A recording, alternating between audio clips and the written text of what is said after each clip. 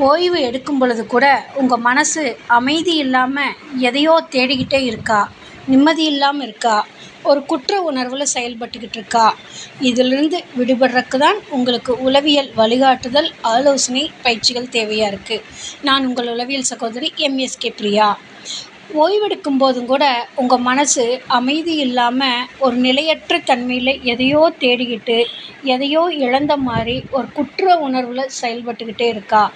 ஒரு உணர்ச்சி வசப்பட்டுட்டு அமைதியற்ற நிலையில், ஒரு ஏக்க நிலையில் ஏதோ ஒன்று இழந்த மாதிரியே உங்கள் மனசு ஒரு தேடுதலில் போயிட்டுருக்கா?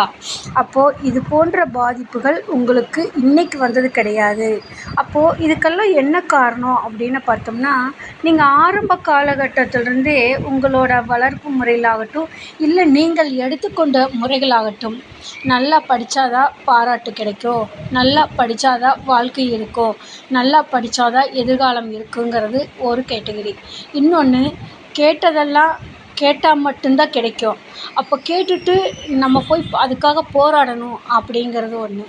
இன்னொன்று, நீ எதுவுமே செஞ்சால் மட்டும்தான் மதிப்பு கிடைக்கும், ஏதாவது செய்யணும், இந்த மாதிரி ஒரு கட்டாயத்தின் அடிப்படையிலேயோ இல்லை ஒரு வற்புறுத்தலிலேயோ நீங்கள் வாழ்ந்து வந்திருந்தீங்கன்னா, இந்த பிரச்சனை உங்களுக்கு சும்மா இருந்தால் கூட உங்கள் மனசு அமைதி இல்லாமல், நிலை கொள்ளாமல் ஏதாவது ஒரு பக்கம் போய்க்கிட்டே இருக்கும். அப்போது இதை மனசை எப்படி கண்ட்ரோல் பண்ணுறது, எப்படி கட்டுப்படுத்துறது அப்படின்னா, மனசை நிறுத்த முடியாது. ஆனால் உங்களோட அறிவு பாதையை மறுசீரமைச்சோம்னா அதிலிருந்து வெளியில் வந்துடலாம். அப்போது ஏதாவது சொல்லிக்கிட்டே இருக்கணுமா, செஞ்சுக்கிட்டே இருக்கணுமா, இதுக்காக மனப்பாடம் பண்ணணுமா அப்படின்னெல்லாம் தோணும். அப்போது படிப்பு வேறு, வாழ்க்கை முறை வேறு. அதனால தான் சும்மா இருந்தால் கூட உங்கள் மனசு அமைதி இல்லாமல் எப்படி ஒரு பாடத்தை பலமுறை படித்து மனப்பாடம் பண்ணணுமோ, அந்த மாதிரி பல நேரங்களில் நீங்கள் ஒரே எண்ணத்தை, ஒரே சிந்தனையை, ஒரே செயல்பாட்டை பலாயிரம் முறைகள் மனப்பாடம் செய்துக்கிட்டே இருப்பீங்க. அந்த மனதில் பதிய வச்ச செயல்தான் உங்களை குற்ற உணர்வுக்கு, நீங்கள் அமைதியாக ஓய்வெடுக்கிறப்ப அது வெளியில் எட்டி பார்த்து உங்களை டிஸ்டர்ப் பண்ணுது. அப்போது இந்த குற்ற உணர்ச்சி தப்பு செஞ்சாதான் வருமா அப்படின்னா, நீங்கள் ஒவ்வொரு செயலும் முன்பு செய்தது இதனால் இருக்குமோ, இப்படி இருக்குமோ, இது செஞ்சதுனால தான் இப்படி நடந்திருக்குமோ அப்படின்னு உங்கள் மனசு முடிச்சு போட்டு வச்சுக்கும். உதாரணத்துக்கு, ஒருத்தர் கோவப்பட்டு பேசுகிறப்போ நீங்கள் ஒன்று சொல்லியிருப்பீங்க.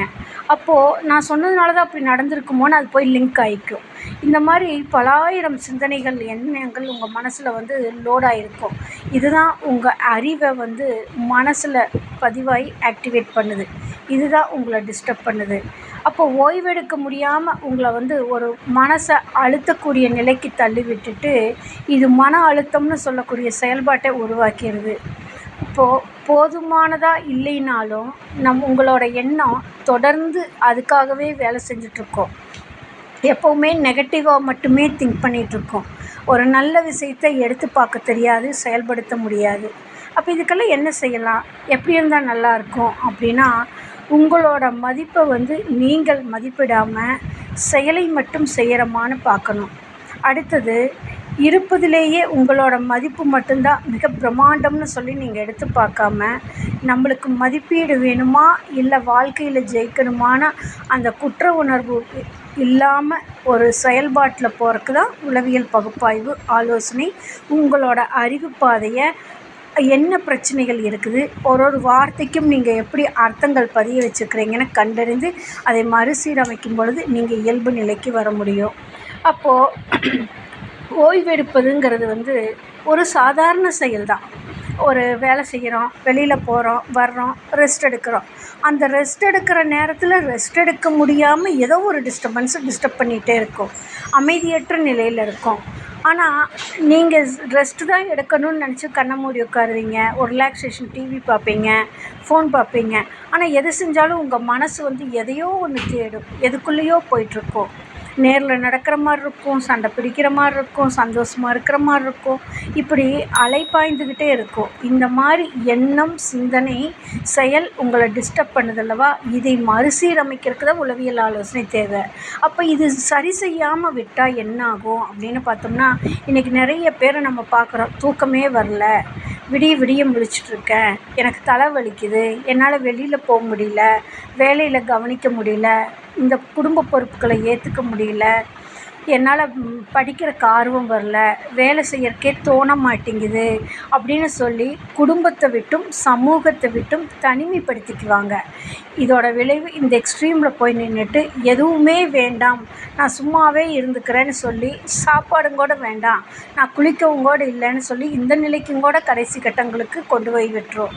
அப்போது ஒரு பிரச்சனை உங்களுக்கு தெரியுது, உங்களால் மற்றவங்கள மாதிரி ஒரு ஆக்டிவாக போக முடியல, மற்றவங்கள மாதிரி இயல்பு முறையில் செய்ய முடியல, எங்கே போனாலும் ஓவர் பாசிட்டிவாக எடுத்துக்குது, இல்லை ஓவர் நெகட்டிவாக எடுக்கிறதெல்லாம் நெகட்டிவாகவே எடுத்துக்கிறது, பேசுகிறதெல்லாம் அப்படி தான் வருது, என்னால் சாஃப்டாக பேச முடியல, இந்த மாதிரி பிரச்சனைகள் எல்லாம் தான் நீங்கள் அமைதியாக இருக்கிற நேரத்தில் உங்களை டிஸ்டர்ப் பண்ணி, ஐயோ இப்படி பண்ணியிருக்கலாமோ, இந்த மாதிரி செய்திருக்கலாமோ, இன்றைக்கி இதை பண்ணிட்டனே, ஐயோ இப்படி நடந்துருமோ அப்படின்னு சொல்லி அந்த குற்ற உணர்வுக்குள்ளே போய் சிக்கிறப்ப தான் உங்கள் மனசு அமைதியற்ற நிலைக்கு போயிடுது.